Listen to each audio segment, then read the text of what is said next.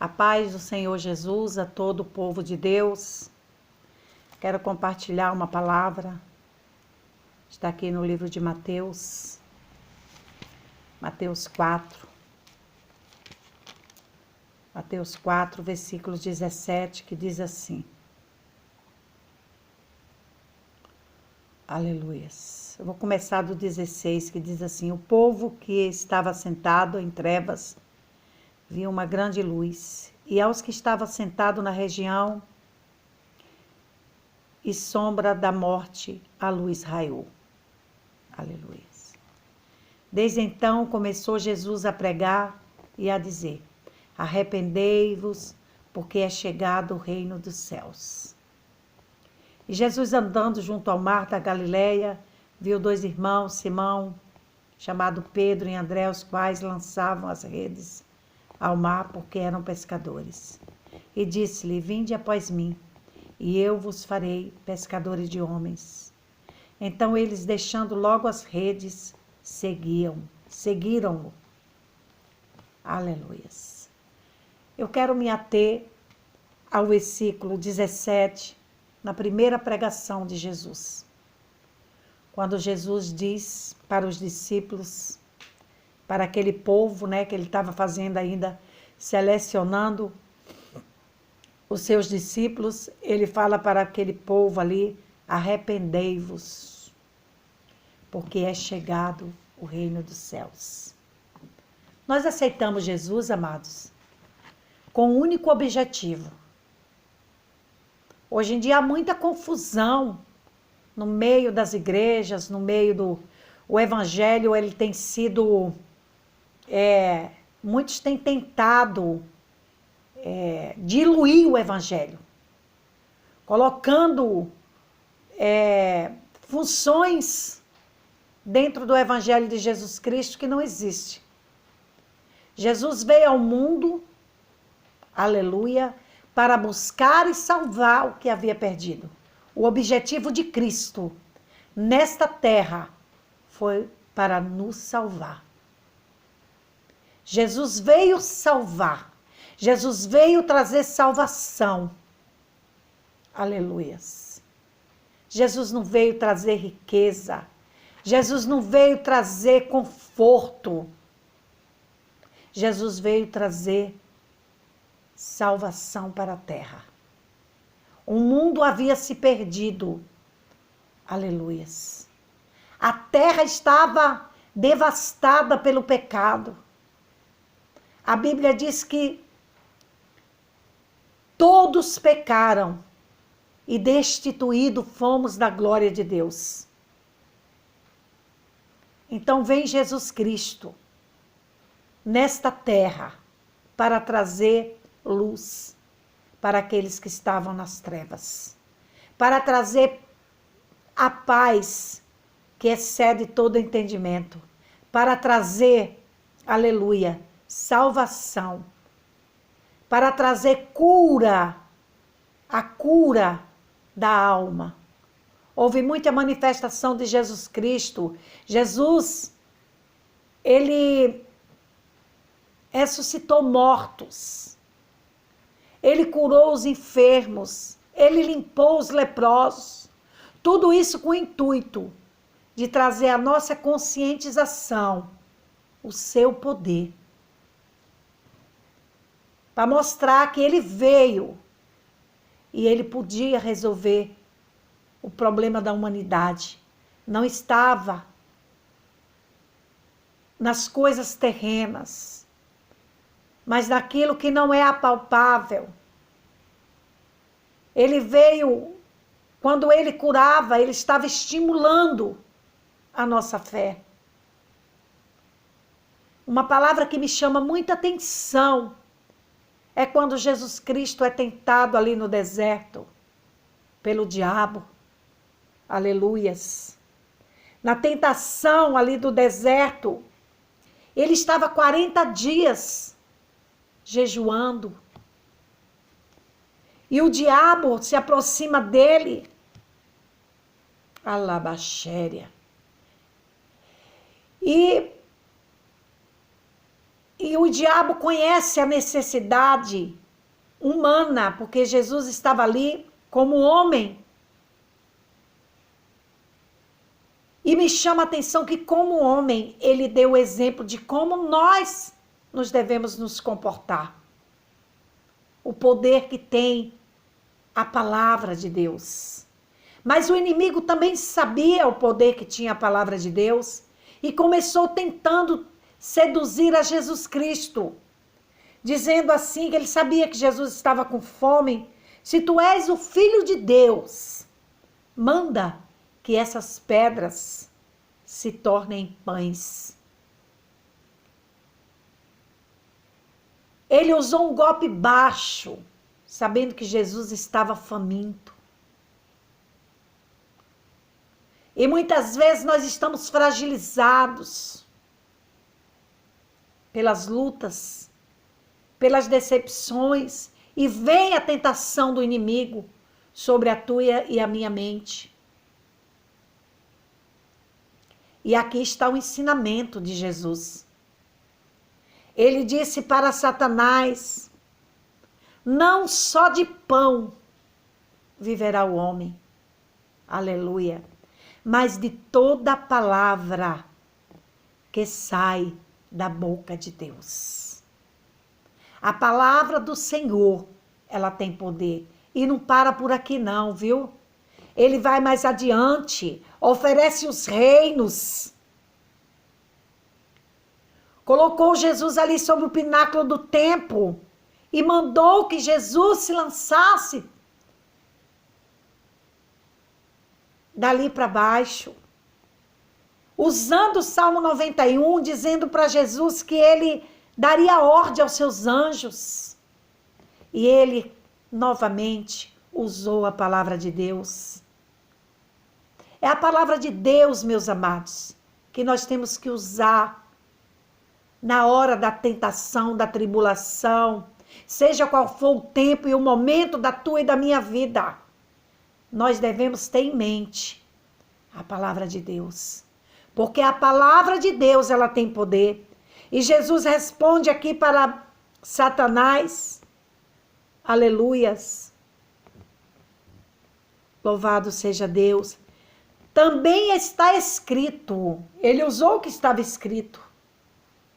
Ele disse: olha, lança-te daqui para baixo, porque está escrito que aos seus anjos dará ordem a teu respeito, e tornar-se-ão nas mãos, e tomar-te-ão nas mãos, para que nunca tropece em pedra alguma. E Jesus responde para ele: não, também está escrito, não tentarás o Senhor teu Deus. Aleluias. Louvado seja Deus. Amados, a palavra de Deus, ela tem poder. E nós devemos seguir a palavra de Deus. A quem estamos seguindo? A quem estamos seguindo, igreja? Será que estamos seguindo a Cristo? Ele começou a pregação dele dizendo: arrependei-vos, porque é chegado o reino dos céus. Tem uma outra passagem que ele fala que o reino do céu não é comida, nem bebida. Aleluias. O que nós temos feito, a igreja do Senhor? Aonde está enraigada a minha fé? O reino dos céus é tomado à força. E há muitas armadilhas, igreja. Muitas armadilhas. Tentando pegar o crente pelo emocional. Para que você não se aproxime de Deus. E a única condição do homem se chegar a Deus para obter o perdão dos seus pecados é o arrependimento. Aleluia. O que é arrependimento, irmã Solange? Eu até escrevi aqui o que era arrependimento. A palavra arrependimento é de origem grega. Significa metanoia. Significa conversão, tanto espiritual como intelectual. Temos que mudar os nossos hábitos. Conformar a tua e a minha vida alinhada na palavra de Deus. Arrependimento significa mudança de direção, mudança de mente, mudança de atitudes. Em que nós mudamos? Amados, eu não estou aqui para falar de mim. Eu sei que eu preciso mudar cada dia mais, mas eu mudei muito. Eu mudei muito. E cada dia que eu examino a mim mesma, eu sei, eu preciso, eu sinto a necessidade de mudança. Então eu tenho pedido mesmo para o Senhor. Senhor, me ajuda, aponta no meu coração aonde que eu preciso mais me arrepender. Quando eu lembro do meu passado, eu tenho tristeza do que eu já fui, do que eu já fiz. Em momento algum eu sinto alegria, porque a gente ouve muita gente falar do seu passado como se fosse um troféu. Ah, se fosse antigamente, isso não estaria desse jeito. Arrependimento é contrição. É você olhar para trás e se sentir envergonhada do que você fez. Eu tenho vergonha de tudo que eu já fiz. Quando eu começo a lembrar quem era eu, e volta e meia, essa Solange véia que ficou lá no passado, ela tenta se levantar. Ela tenta, porque a carne, ela cobiça contra o espírito. Então, arrependimento, irmãos, é mudança de atitude, de temperamento, de caráter. É uma evolução a cada dia. Quanto mais nós nos arrependemos, mais nós nos aproximamos de Cristo. Mais luta nós vamos ter, porque o arrependimento, ele exige renúncia. E renunciar não é fácil. Renunciar aquilo que eu desejo. É tempo de se arrepender, igreja. E por que a irmã está trazendo essa palavra? Porque tem muito crente ainda dentro da igreja que precisa se arrepender. Que se ele não se arrependeu, ela não vai entrar no céu. Não entra bagagem no céu. Viu? Não é só, pecado não é só adultério, irmãos. Pecado não é só roubar. Aquele que roubava. E tem muito crente roubando, viu? E atribuindo esses roubos, dizendo que é bênção de Deus. Muito crente roubando a CPFL. Roubando a Sabesp, roubando água, roubando luz. E ainda argumentando que eles também roubam de nós. Tem muito crente roubando. E o crente que rouba, ele não entra no céu. Tem muito crente falando mal do seu irmão. Olha, é tão pequenininho isso, né?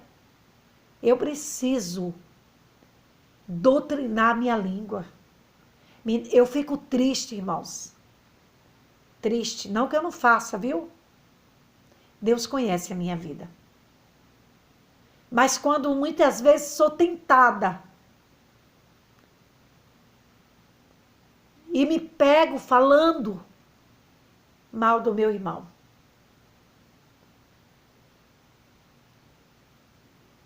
Porque o diabo é o acusador. E ele vê quando você fala da sua irmã. Ele vê quando você fala do seu irmão. E ele diz, olha lá. Ela está falando mal do seu pastor. E às vezes acontece, é um desafio muito grande. Acontecem situações nas nossas vidas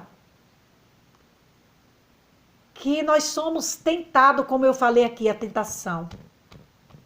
Nós temos que botar em mente, no nosso coração, que falar mal do seu irmão é pecado. Que eu preciso, é um item primordial para mim entrar no céu. Amar a Deus sobre todas as coisas e ao meu próximo. Eu não gosto quando alguém fala mal de mim. Eu não falo mal de mim. Mas eu falo mal do meu irmão. Mas eu falo mal da minha irmã. Eu fomento. A irmã chega com um problema, me contando um problema da sua irmã na igreja. Em vez de eu apacentar, eu fomento. Isso é pecado. E vai me levar para o inferno. Está aqui, ó. Em Mateus 5.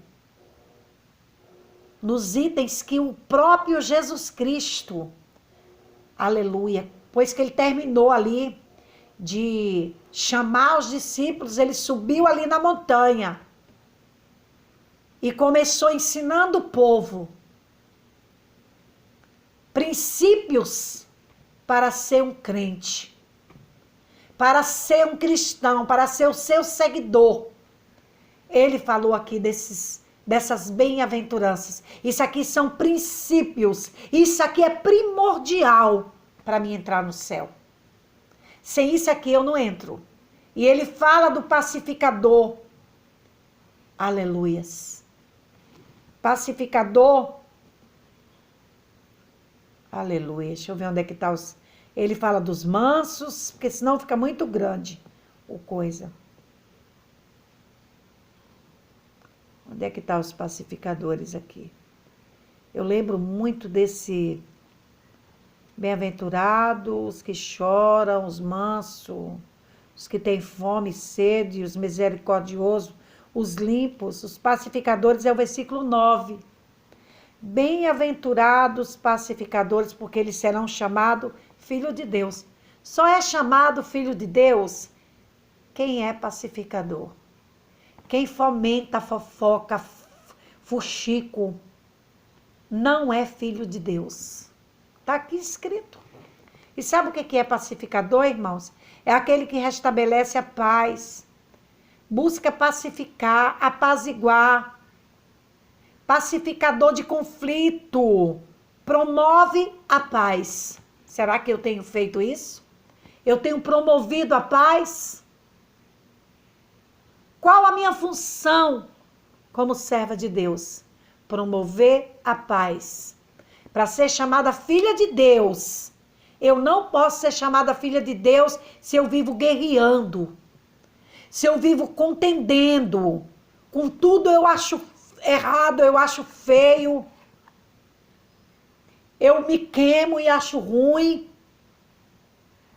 Alguém vem falar comigo, vem me pedir um conselho, em vez de eu dar um conselho de pacificar, eu vou lá e digo, faz assim. Eu vejo que está errado. Mas eu não sou pacificadora. E a Bíblia diz aqui, ó, bem-aventurados pacificadores, porque eles serão chamados filhos de Deus. Então, o pacificador, para mim ser uma pacificadora, eu passei lá atrás pelo arrependimento.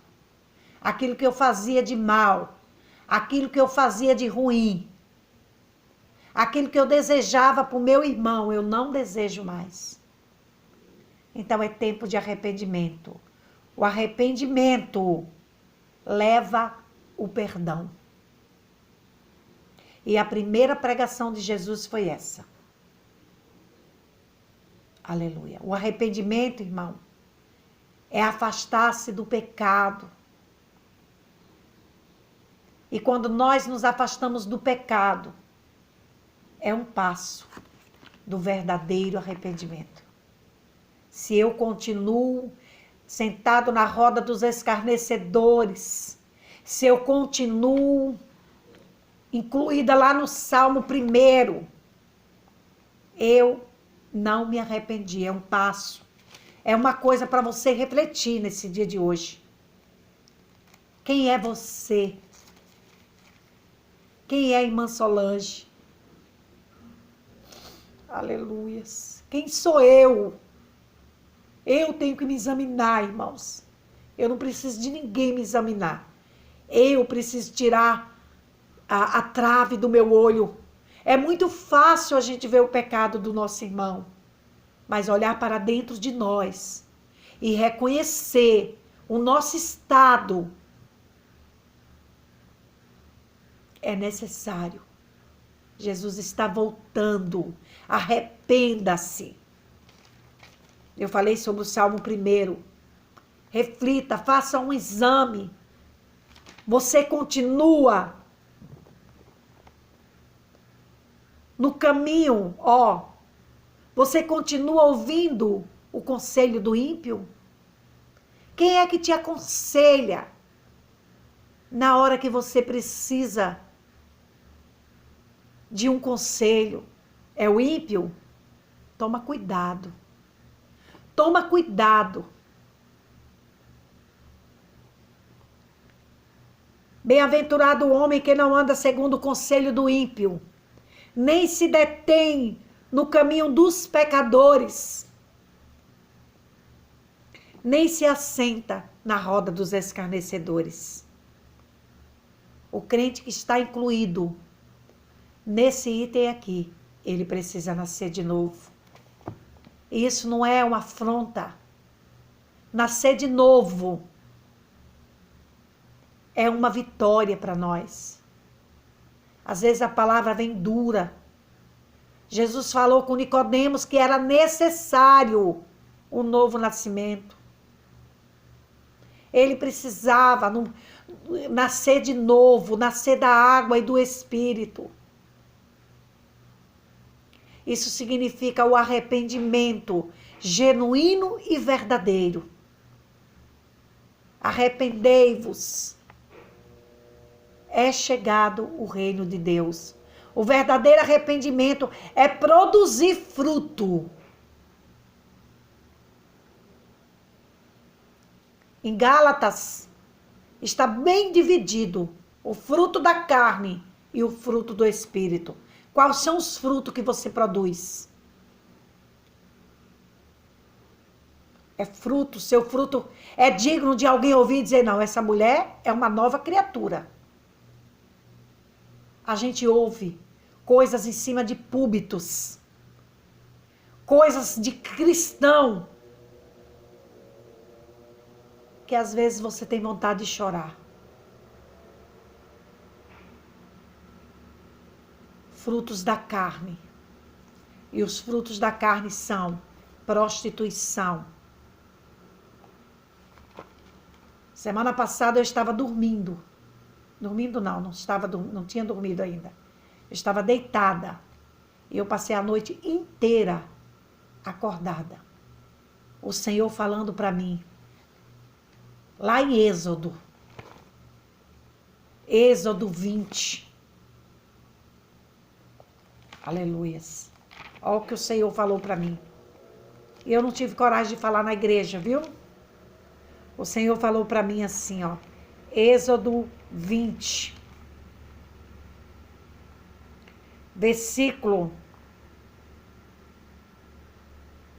14. Não adulterarás. Aleluia. Eu fui pesquisar o que era adultério. Depois eu vou trazer uma palavra sobre isso. E o Senhor me levava lá no livro de Mateus, acho que é Mateus 4, 27.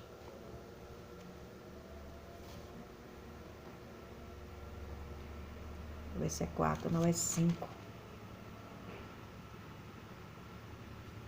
28 diz: Eu, porém, vos digo que qualquer que atentar numa mulher para cobiçar, já em seu coração cometeu adultério. E eu falei: Deus, como está a tua igreja? Estamos vivendo tempos difíceis, igreja, trabalhosos. A sensualidade no meio do povo de Deus tem tomado uma proporção muito grande. E quando a palavra diz, no tempo da lei, tinha que pegar para poder ser apedrejado. Mas aqui na graça, se você olhar e no seu coração você cobiçar, intentar, você já pecou. Como que está a tua vida? Jesus está vendo tudo que nós praticamos.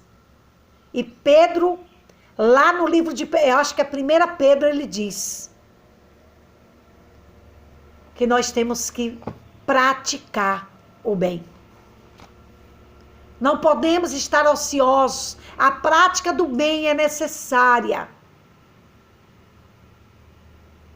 É tempo, igreja. É tempo. Eu não sei como é que você vai ouvir essa palavra, mas toma ela pro teu coração. Se você quer morar no céu, arrependa-se. É chegado o reino de Deus. Daqui não vamos levar nada. Arrependimento significa mudança de vida. Se eu não mudei, não precisa ninguém me corrigir. Se eu não mudei, se eu ainda penso aquilo que eu fazia lá antigamente, e ainda lembro com saudade, eu vou pro inferno, mesmo sentado na cadeira, 30 anos dentro da igreja. Será que eu e você nos arrependemos verdadeiramente? Mudamos as nossas atitudes? Temos fome? Temos sede de justiça? Somos pacificadores? O arrependimento traz esses frutos para nós. Traz essas atitudes maravilhosas para dentro de nós. Se eu continuo com as mesmas práticas e atitudes de quando eu estava no mundo, é porque o arrependimento verdadeiro não chegou. E se o arrependimento não chegou no meu coração, não houve perdão. Porque o perdão de Deus depende de eu me arrepender. Aquilo que ele falou com aquela mulher naquele dia, vai, ela se arrependeu e não peque mais. É tempo de se arrepender. Que Deus abençoe a igreja do Senhor e a paz do Senhor Jesus.